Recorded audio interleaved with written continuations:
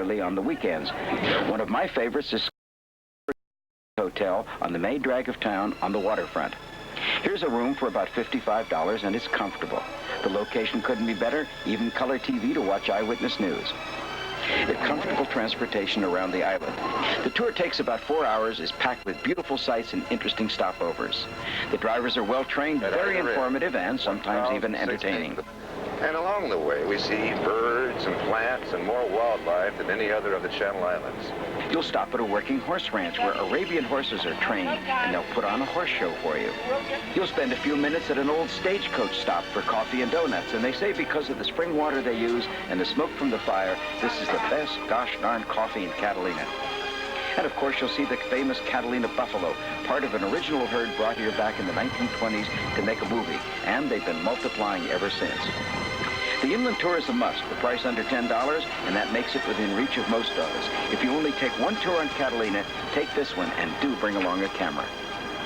The Wrigley Mansion at Mount Ada is also open now for the first time in many years for tours. They'll take you through the mansion and explain its history.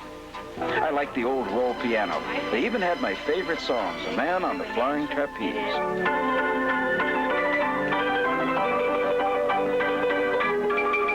This is a Brunswick pool table. It's so valuable that the Brunswick people have tried to buy it back from the Wrigley family many times. The Wrigleys entertained various famous guests here at the mansion, such as the Prince of Wales and Calvin Coolidge.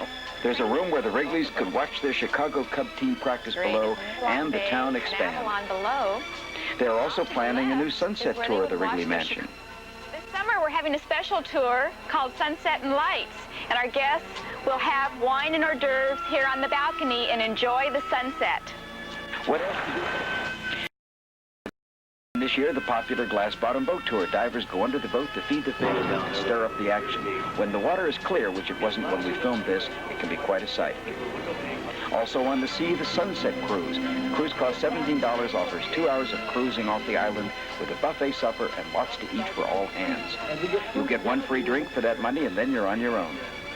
There's a musical tour guide who not only gives you running comments on where you're going, but bursts into song along the way.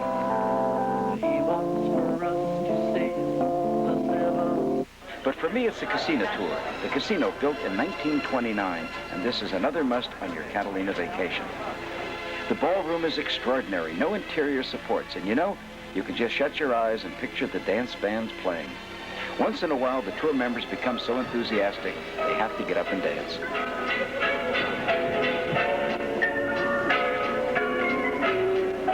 There's a free museum in the basement of the casino you shouldn't miss. Not only do they have exhibits of local interest, but a large-scale relief map of the city, plus lots of old pictures of the way Catalina was long ago.